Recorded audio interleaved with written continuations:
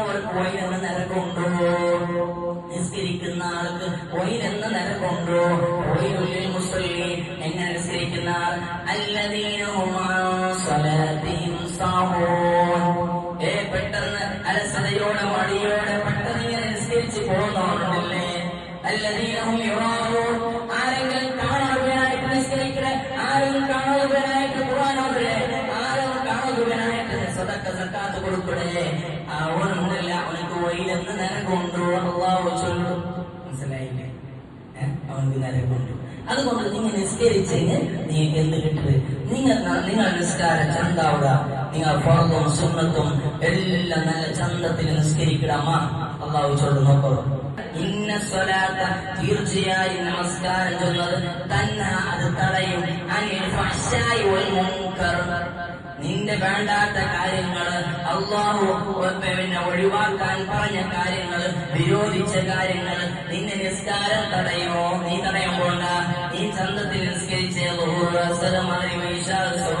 എല്ലാ ദിവസവും എല്ലാവർക്കും നല്ല രീതിയിൽ ചന്തത്തിൽ ഇമാം ജമാഅത്തായിട്ട് ഒറ്റക്ക നല്ല റാഹത്തിൽ നിസ്കരിച്ച് നിനക്ക് വേണ്ടാത്ത പ്രവർത്തനം നിന്നിൽ ഉണ്ടാവുക, നിന്നെ നിസ്കാരം തടയൂ എന്ന് വിശുദ്ധ ഖുർആൻ നമ്മെ ഓർമ്മപ്പെടുത്തുകയാണ്.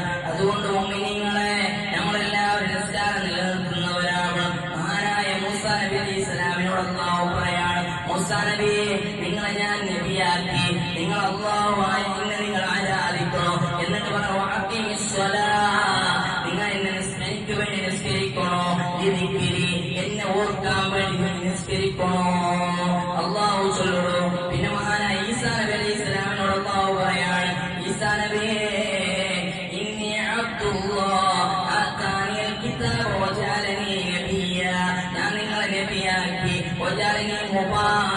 നിങ്ങളെ ബറക്കത്തുള്ള ആളാക്കി,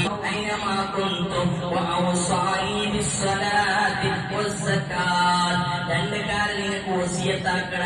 അല്ലാഹു ചൊല്ലും ഈസാ നബിയോട്, നിങ്ങളെ ഞാൻ നബിയാക്കി, നിങ്ങളെ ശരീരം ബറക്കത്തുള്ളതാക്കി, രോഗം വന്നാണ് രോഗം ശിഫയാവാൻ, വെള്ളപ്പാട് രോഗം, കുഷ്ഠരോഗം, അതുപോലെ ജീവനില്ലാത്ത ശവം ജീവനുള്ളവനാക്കാനുള്ള കഴിവ് ബഹുമാനപ്പെട്ട ഈസാ നബിക്ക് അല്ലാഹു കൊടുത്തുള്ളൂ. എന്നാൽ എല്ലാം ബറക്കത്തുള്ളതാക്കി. നാവ് ബറക്കത്തുണ്ട്, കൈ ബറക്കത്തുണ്ട്, ശരീര അവയവങ്ങൾ നിങ്ങളെ ബറക്കത്തുള്ളതാക്കി. എന്നാൽ ഔസാനി, രണ്ട് കാര്യം നിങ്ങൾക്ക് വസിയത്താക്കട.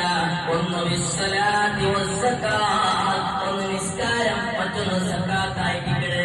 ഇത് രണ്ട് കാര്യം നിങ്ങൾക്ക് വസിയത്താണ് എന്ന് ബഹുമാനപ്പെട്ട ഈസാ നബിയോട് അല്ലാഹു പറഞ്ഞിട്ടുണ്ടെങ്കിൽ എന്തുകൊണ്ട് മുഅ്മിനീങ്ങളെ നമ്മൾ നിസ്കരിക്കണം, നിസ്കാരം നിലനിർത്തുന്നവരാവണം. എന്നാൽ അല്ലാഹുവിന്റെ റസൂൽ സല്ലല്ലാഹു അലൈഹി വസല്ലം തങ്ങളോട് ഒരു സ്വഹാബി വന്നിട്ട് ചോദിക്കുന്നു, നബിയേ, അയ്യുൽ അഅ്മാലി അഫ്ളൽ, ഈ അമലുകളിൽ ഏറ്റവും ശ്രേഷ്ഠമായ അമൽ ഏത് നബിയേ?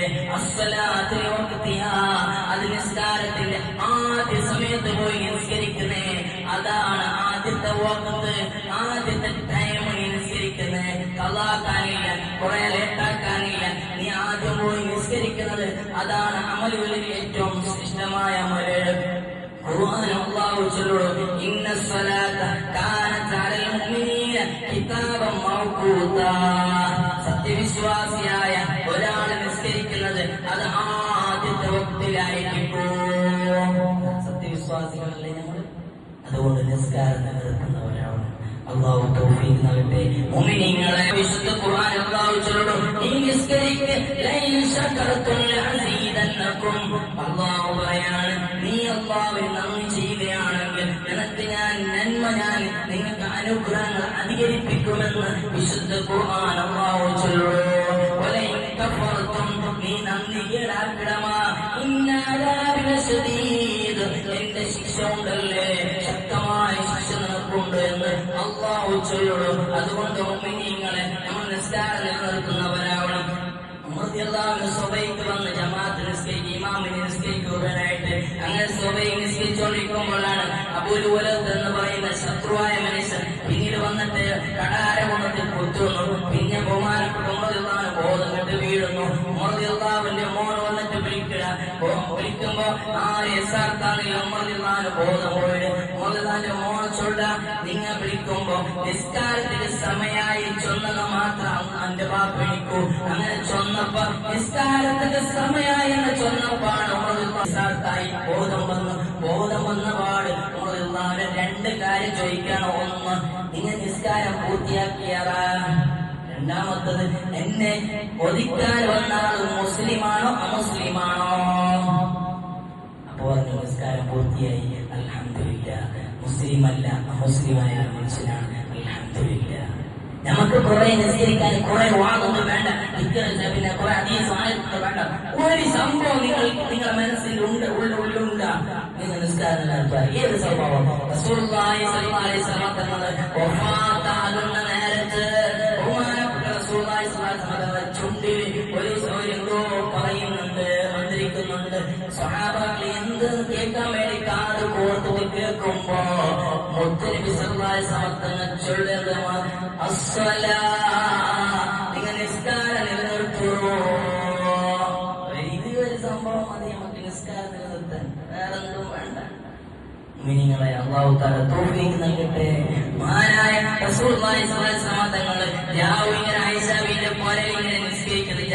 കുറെ വക്ത് നിസ്കരിക്കുമ്പോ ആയിഷ ബീവി കേൾക്കണേ, എന്ത് നബിയെ നിങ്ങൾ ഇങ്ങനെ കുറെ നിസ്കരിക്കണേ, നിങ്ങൾ കാല് നീര് കീഞ്ഞിട്ട് വെള്ളം ഇങ്ങനെ കീഞ്ഞോണ്ടുണ്ടോ?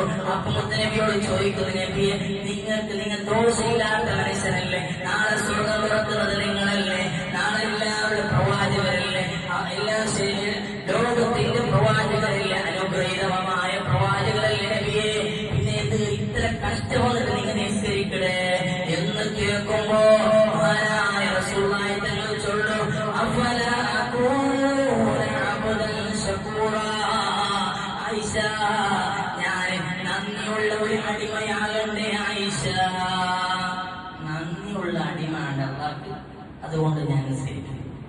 ഞാൻ ഇത്ര ദോഷമില്ലാത്ത ആളാണെങ്കിൽ നന്ദിയുള്ള അടിമയാണ്. മുഅ്മിനീങ്ങളെ, ഖുബൈബ് റളിയല്ലാഹു തൗക്കിയിട്ട് ഖുബൈബ് റളിയല്ലാഹുവിനോട് പറയാണ്, നീ ഇസ്ലാമിൽ വന്നാ നിന്നെ ഞാൻ രക്ഷപ്പെടുത്താം, 25 വയസ്സായിട്ടുള്ളൂ, മങ്ങാലാവുള്ള ഖുബൈബേ, സമ്പത്ത് പൈസ തരാം, പെണ്ണ് തരാം, വേഗം രക്ഷപ്പെട്ട് ഇസ്ലാമിൽ വന്നാൽ മതി, ഞാൻ വരൂല. എന്നാ വരണ്ട, ഇസ്ലാമിന് വരണ്ട, മുഹമ്മദ് നബിയെ ചീത്ത വിളിച്ചാൽ മതി.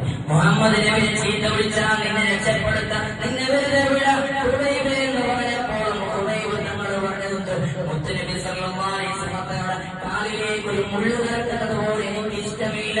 പിന്നല്ല ഞാൻ ഇസ്ലാം മുത്തുനബിനെ കുറിച്ച് ചീത്ത വിളിക്കുന്നത്.